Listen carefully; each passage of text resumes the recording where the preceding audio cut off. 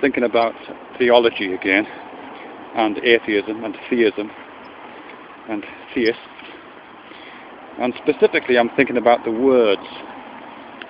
I'm quite obsessed with words sometimes, and that's the set of words I'm interested in today. And what I'm kind of playfully engaged in is not so much a true etymological analysis of those words. I'm not really capable of that. But I quite like the idea that I might invent an etymology for those words. In fact, I sometimes dream about writing some kind of devil's dictionary that replays some of these words in terms that I find more attractive and interesting. And specifically with those words, theology, theist, atheist,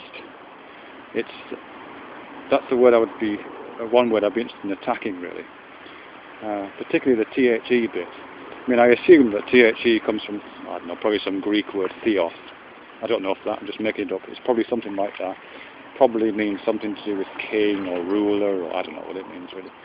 But I'm sure there is a proper etymology associated with the THE section. But for me, I would personally ignore that, and I would be more interested in kicking around ideas to do with what that word might mean.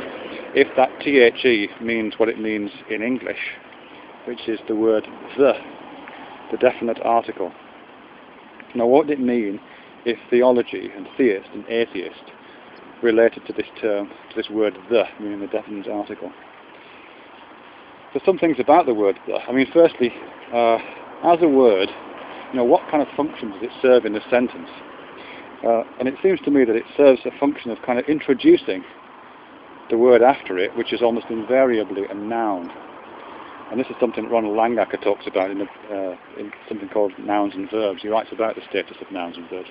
And he says something along the lines that nouns function conceptually, in metaphorical terms, in our thinking, as objects. Even nouns that don't have any kind of material objective referent in the real world. Any word that functions as a noun functions as a kind of cognitive object. And the word the precedes the noun, and therefore it's kind of a little machine, a kind of little process in a sentence that produces the object of the noun which follows it. So when I say the word tree, the tree, the word the before the tree indicates that the word after that is going to be an object, and that object is called a tree. If that didn't exist, if the word the didn't exist, there were no articles to put in phrases like that, then I would just say tree, and there's nothing to say that that word doesn't signify an event, it doesn't signify a noun, it isn't a noun as a word, and doesn't signify an event or an action or behaviour. So I could be walking through this field saying tree and gesturing towards an admittedly slow-moving event, but nevertheless an aspect of experience which had that kind of verb nature. But the fact that articles exist, the word the exists, enacts that kind of performance. It stages the existence of the tree as an object in my thinking, produces that. So in the sense that in the beginning was the word is the, and the creates the objects. The other thing about the, which I find quite attractive and interesting, is that it's distinguished from a. A is the indefinite article, and the is the definite article. So when we say a tree, we're indicating some kind of abstract, fairly formless, very schematic, general, fuzzy. It has those kind of qualities, some kind of schematic. And I could be talking about family trees, I could be talking about information trees, I could be talking about the kind of knowledge trees that you used to find in encyclopedias, those kind of things. Any kind of cladistic structure fits within that kind of general, fairly fuzzy, fairly blurry attribution of a tree. It's just one of a whole myriad of different possible instantiations. But as soon as I say the tree, not only do I create an object out of the flow of experience, within the sentence, but I also specify which tree it is.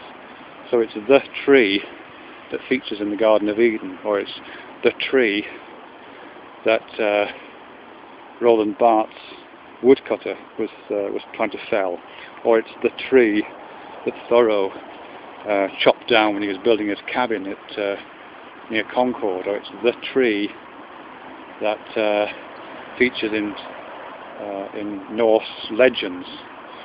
You know, it becomes highly specific and becomes kind of the central point, the central notion around which the rest of the sentence, the rest of that little linguistic universe rotates. There's probably other things about THE as well. I'll have a more think about that. But certainly for those two reasons, that the produces the concept of the noun, it therefore puts objects into the world of the sentence, and it also draws out the particularity from the fuzzy, abstract, flowing world of the indefinite article. I think those are good reasons to put ologies on the end of it, to put ists on the end of it, and to put at the beginning and ist at the end. A theist, would, in that sense, would be someone who buys entirely into the idea that one can create objects with words, and one can enact little processes in one's language, and presumed in language of thinking and the language of the world around us, that stages objects like trees in the world, in our language, and in our consciousness. And a theist is also a person who attaches themselves to one particular object, who sees one particular object as distinct and centralizes that particular object, reifies it, deifies it, theifies it.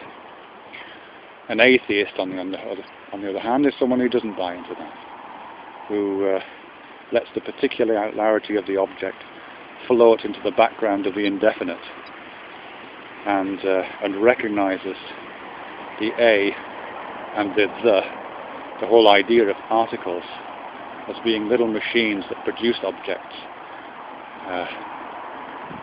and those objects have no more status than those processes give them.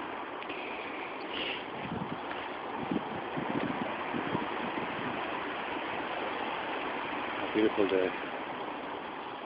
The sounds of the trees. Sounds of trees. Gorgeous.